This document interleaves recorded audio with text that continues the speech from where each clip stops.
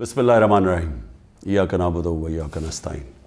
मेरे पाकिस्तानियों, कल मैं FIA की इन्वेस्टिगेशन साइफ़र के ऊपर जो हो रही है उसमें मैं कल शिरकत कर रहा हूँ। और मैं सारा वक्त, जिस तरह मैंने आपको कहा, तैयार होता हूँ जेल जाने की, क्योंकि जो मिनिस्टर इंटीरियर का राना सनाउल्लाह है, जिसके नीचे FIA है, वो तो पहले ही कह बैठा है कि इमरान खान को जेल में डालेंगे हम ये साइफ़र के ऊपर। तो मुझे नहीं पता, क्योंकि इस वक्त कोई कानून तो है नहीं, जंगल का कानून है, जिसे मर्ज़ी चाहो जेल में डाल दो। बेचारे कितने लोग, हमारे औरतें जेलों में पड़े हुए हैं, कोई पूछने वाला नहीं है। उनके वो जाते हैं अदालतों में, वो फिर वापस आ जाते हैं कि वो केस नहीं सुनते। फिर प्रेशर इतना ज़्यादा है कि वो एक केस से अगर जज उनको बेल भी देता है वो फिर पकड़ लेते हैं। लेकिन औरतों को, यानी उनके बच्चे हैं, उनको जेलों में रखा हुआ है, और यानी पुरअमन एहतजाज करने पे जेलों में रखा हुआ है। तो इसलिए कानून तो है ही नहीं, तो कभी भी कुछ हो सकता है। इसलिए मैं पहले आपको आगाह कर दूं, क्योंकि मीडिया सारा कंट्रोल्ड है। आपको पता है पूरी तरह इन्होंने सारी टीवी चैनल्स को PTV बना दिया, और PTV में बिल्कुल वो जो ये प्रोपेगेंडा चाहते हैं वो आता है। और मैं फिर आज याद कराना चाहता हूँ कि कौम उन सारे सहाफ़ियों की तरफ देख रही है, मीडिया हाउसेस की तरफ देख रही है, जिन्होंने हमारे दौर में तो पूरी जिहाद की थी आज़ादी सहाफ़त, और इतनी सी बात होती थी, गालियाँ भी हमें पड़ रही होती थी, और हमें कह रहे थे कि हम मीडिया के ऊपर कोई बड़ी सख्ती कर रहे हैं। तो ज़रा मुआवजा करें, थोड़े देर कौम तो कर ही रही है कि आपकी ये वक्त तो गुज़र जाएगा, लेकिन कौम ये याद रखेगी कि कौन से लोग खड़े हुए थे। वो इमरान रियाज़ को याद रखेगी ये सारी कौम, कि वो कम से कम अपने मौक़िफ़ पे खड़ा रहा। इस मुल्क के अंदर जो सहाफ़ी होते हैं, जो एक जिहाद करते हैं हक़ और सच के लिए, जिस तरह अरशद शरीफ थे, कौम इनको हमेशा याद रखेगी। अरशद शरीफ शहीद को, वो जो 4 जर्नलिस्ट मुल्क से बाहर चले गए, लेकिन उन्होंने कॉम्प्रोमाइज़ नहीं किया। उन्होंने किसी प्रेशर में आके राय हक से नहीं उतरे। वो जिनको यहाँ मारें पड़वाई गई, जलील किया गया, और वो जो जिनके बड़े नाम हैं और पुराने सहाफ़त में नाम है, हम तो कौम उनको भी देख रही है और उनको सलाम कर रही है, और उनको भी देख रही है जिनके ज़मीर मर चुके हैं। तो मैं FIA का ज़रा आपको समझा दूं कि ये केस है क्या। ना तो अभी तक मुझे कोई क्वेश्चनर मिला है कि ये मेरे से क्या पूछना चाहते हैं, तो मेरी कोई तैयारी नहीं है। लिखा ये हुआ कि जी अपने साथ डॉक्यूमेंट्स लेके आएँ। मुझे यही नहीं पता कि आपने पूछना क्या, तो डॉक्यूमेंट्स में क्या लेके आऊँ। और फिर से मैं ये कह दूँ कि आपके इंटीरियर मिनिस्टर तो फैसला कर बैठा है, वो तो जज, जूरी, एक्सिक्यूशन है कि जेल में डाल रहे उसको। तो आपके लिए इशू है क्या? साइफ़र, फिर से मैं आपको याद करा दूँ, साइफ़र होता क्या है? एक खुफिया जो कम्युनिकेशन होती है, खुफिया जो पैगाम भेजा जाता है। पाकिस्तान के एम्बेसडर्स जो फ़ॉरेन ऑफिस को पैगाम भेजते हैं, वो एक खुफिया कोड के मुताबिक भेजते हैं, उसको साइफ़र कहते हैं। तो वो जो साइफ़र होता है, ये बड़ा ज़रूरी है आपने समझना, वो वाकई उसको सीक्रेट रखना, उसको खुफिया रखना बहुत ज़रूरी है। क्योंकि एक दफ़ा वो कोड दुनिया को पता चल जाए, तो सारे जितने भी आपके एम्बेसडर्स खुफिया मैसेजेस भेज रहे होते हैं फ़ॉरेन ऑफिस बाहर की दुनिया से, वो सारे पब्लिक हो जाएंगे, जिस तरह विकी लीक्स के अंदर पब्लिक हो गए थे। याद रखें, विकी लीक्स में अमेरिकन एम्बेसडर्स जो डॉक्यूमेंट्स भेजते थे, जो कम्युनिकेशन भेजते थे अपने स्टेट डिपार्टमेंट को, वो सारे पब्लिक हो गए थे। और उसमें कई इंकशाफ हुए, जिसमें देखने वाला है जो पाकिस्तान के अंदर हमारे सियासतदान वो क्या बातें कर रहे थे एम्बेसडर से, वो भी देखने वाले हैं कि कितने दोगले थे।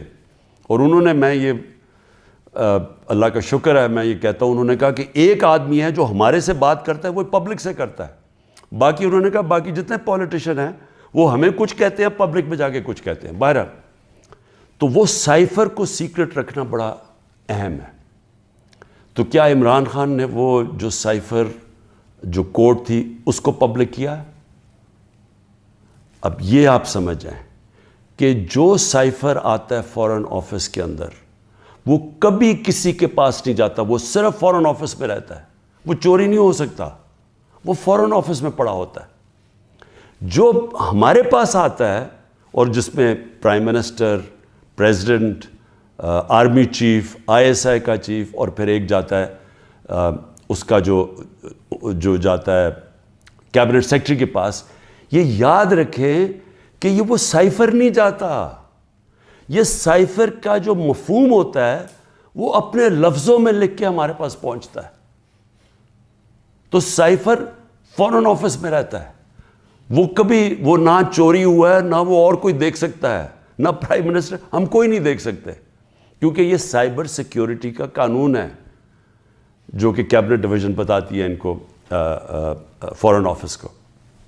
تو پہلے تو یہ سائٹ پہ کر دیں کہ سائفر کا جو کوڈ تھا وہ کبھی بھی پبلک نہیں ہوا, کسی نے نہیں وہ دیکھا بشمول پرائم منسٹر کے, ہم نے کسی نے نہیں وہ دیکھا. ہمارے پاس وہ آیا کہ وہ سائفر کے اندر ایمبیسڈر اسد مجید اور ڈونلڈ نون نے کیا بات چیت کی, وہ ہمارے پاس آیا. اب سب کے لیے وہ میں نے بڑے احتیاط سے اس کو جب میرے سامنے آیا تو بڑے ہم نے احتیاط کی.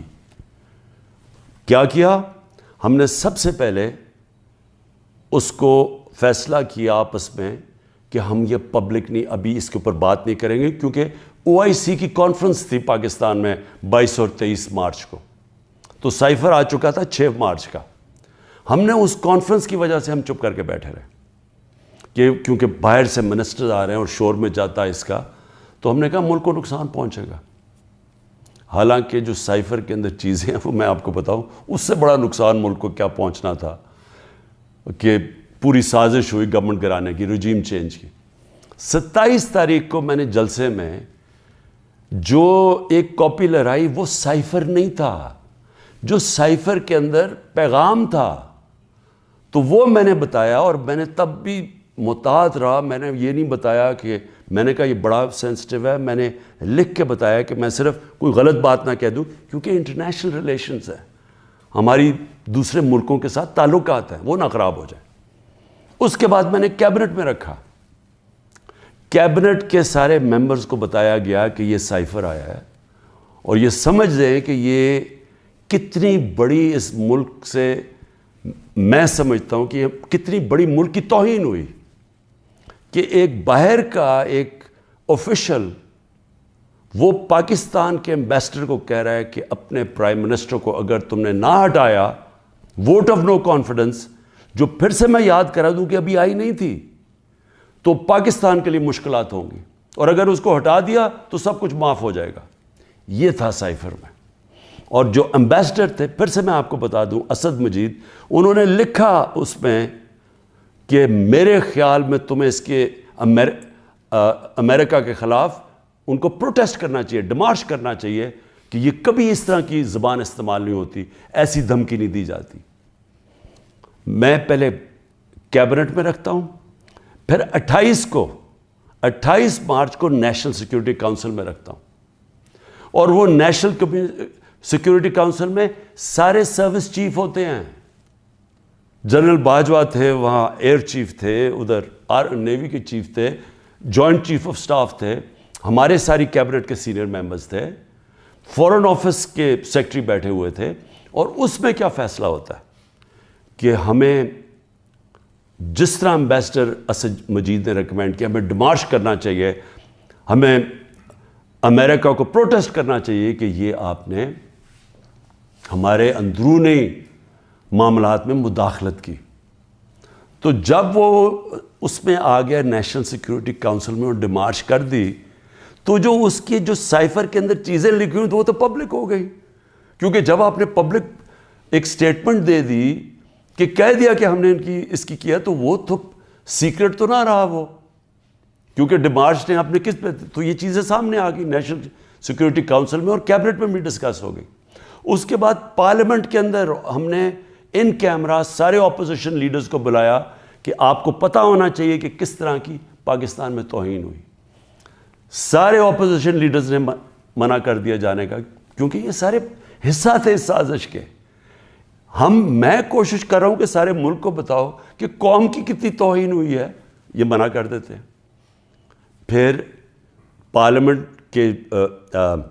پارلیمنٹ سے جو اسپیکر ہوتے ہیں وہ چیف جسٹس آف پاکستان کو بھیجتے ہیں, اور میں بھی انہیں کہتا ہوں کہ اس کے اوپر انکوائری کریں کہ یہ جو مداخلت ہوئی ہے اس کے اندر پتہ تو چلے کہ یہ ہوا کیا, کتنی بڑی سازش ہوئی ہے کہ سٹی گورنمنٹ کے اوپر, الیکٹڈ پرائم منسٹر کے اوپر دھمکی ملتی ہے, اور پھر اس کے گورنمنٹ گرانے کی پوری تیاریاں شروع ہو جاتی ہیں, لوگ بھاگنا شروع ہو جاتے ہیں, الائز چلے جاتے ہیں.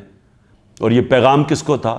مجھے تو پتہ تھا پیغام کس کو ہے, جنرل باجوہ کے لیے پیغام دیا گیا تھا, کیونکہ اسی کے پاس پاور تھی نا گورنمنٹ گرانے کی, باقی تو کوئی پرائم منسٹر کو نہیں ہٹا سکتا تھا. تو اس کے بعد جب یہ, اور پھر کیبنٹ کے اندر ہم نے اس کو ڈی کلاسیفائی بھی کر دیا. تو مجھے ابھی تک یہ نہیں سمجھ آ رہی کہ ایف آئی اے چاہتی کیا ہے, کہ جب سائفر تو سیف, جس طرح ثناء اللہ نے کہا وہ فارن آفس میں پڑا ہے, وہ تو اس کے اوپر تو اس کا تو کسی کو پتہ ہی نہیں ہے جو سائفر کی کوڈ ہے. ہمارے پاس جو جس کو پیرافریز کہتے ہیں انگریزی میں لفظ, ہمارے پاس جو آتا ہے وہ تو اس کا مفہوم آیا تھا, اور وہ جا کے نیشنل سیکورٹی کاؤنسل اور کیبنٹ میں جب رکھا اور بعد میں ڈی کلاسیفائی بھی کر دیا, تو وہ تو پھر ایک سیکرٹ ڈاکیومنٹ نہیں رہا. اب اصل چیز پہ آ جائیں کہ کیا کسی ملک میں کوئی بتا سکتا ہے, ہمارا تو 25 کروڑ کی آبادی ہے, کسی 50 لاکھ کی آبادی, چھوٹے چھوٹے نیوزی لینڈ جیسے شہر, چھوٹے سے یعنی ملک, اور کتنے ہیں ایسے, ہالینڈ ہیں, چھوٹے چھوٹے شہر ہیں, چھوٹی چھوٹی آبادی ہے. کوئی تصور کر سکتا ہے کہ کسی ملک سے, امریکہ کا کوئی بھی جس طرح آفیشل, وہ جا کے اس کے ایمبیسڈر کو کہے کہ اپنے پرائم منسٹر کو گرا دو, نہیں تو ہم تمہیں یہ کر دیں گے. جب امریکہ نے رجیم چینج کیا پہلے, تو جو خود ہی ان کے سی آئی اے کے اور MI6 کے جو پیپرز ڈی کلاسیفائی ہوئے ہیں, ان میں کیا چیز نکلی؟ مصدق کی گورنمنٹ گرائی گئی, رجیم چینج کیا گیا 1950 کی دہائی میں. تو وہ تو کوئی سائفر نہیں بھیجا وہاں, وہ تو کوئی ایمبیسڈر سے پیغام نہیں بھیجا, وہ تو پہلے پوری سازش کی گئی اپوزیشن کے ساتھ مل کے, میڈیا کے ساتھ میڈیا پہ پیسہ چلا, پہلے اس کو برا بھلا کہا گیا, اور پھر ان کے آرمی چیف کے ذریعے اس کی گورنمنٹ گرا دی. اور پھر دوسری 70 کی دہائی میں چلی کے اندر ایلیندا کو, پریزیڈنٹ ایلیندا کو گرایا گیا, اور وہ بھی کسی نے سائفر نہیں بھیجا, انہوں نے ان کے آرمی چیف کے ذریعے اس کی گورنمنٹ گرا دی, کو کر دیا. تو جب رجیم چینج ساؤتھ امریکہ میں بھی ہوتا ہے تو اس طرح تو پھر بھی نہیں ہوتا کہ پہلے وہ کوئی ایمبیسڈر سے دھمکی دی جائے. تو میں آخر میں یہ کہنا چاہتا ہوں اپنی قوم سے کہ دیکھیں, یہ کوششیں ساری ہو رہی ہیں کسی نہ کسی طرح عمران خان کو راستے سے ہٹانے کی. یہ پوری ہر چیز کے پتہ نہیں 180 کیسز ہیں, اور ایک اور وارنٹ بھی نکلا ہی ہے. الیکشن کمیشن کی توہین ہوگی, یہ دنیا میں آپ نے نہیں کبھی سنا. عدالتوں کی تو توہین ہوتی ہے, الیکشن کمیشن کی توہین ہونے وارنٹ نکلائیں. پوری کوشش ہے کسی نہ کسی طرح اس کو جیل میں ڈال دیں. میں کھڑا ہوں, جیل کے لیے بھی تیار ہوں, لیکن قوم کو میں یہ بتا دوں کہ میں انشاءاللہ ہر کیس کا ثابت کروں گا اسی ملک میں بیٹھ کے کہ ہر کیس انہوں نے جعلی بنایا ہے, بوگس بنایا ہے, اور ہر کیس جب عدالت میں جائے گا, جب سنا جائے گا, کوئی جج بھی سزا نہیں دے سکتا پورا کیس سن کے, کیونکہ یہ سارے جعلی کیسز ہیں. اور اس کا مقصد اس ملک میں انصاف نہیں لانا, اس ملک میں انصاف کی قبر کھودنی ہے, تاکہ کسی طرح جنگل کا قانون جو طاقتور ہے وہ کسی طرح اس ملک کی جمہوریت بھی ختم کر دے, وہ طاقتور اس ملک کی عوام کی آواز ختم کر دے, وہ اس ملک کی سب سے بڑی پارٹی کو کسی طرح ختم کر دے, اور کسی نہ کسی طرح یہ چوروں کا ٹولہ جو 30 سال سے ملک کو لوٹ رہا ہے, کسی نہ کسی طرح اس کو پھر اوپر بٹھا دے. یہ ہے ساری گیم. پاکستان زندہ باد.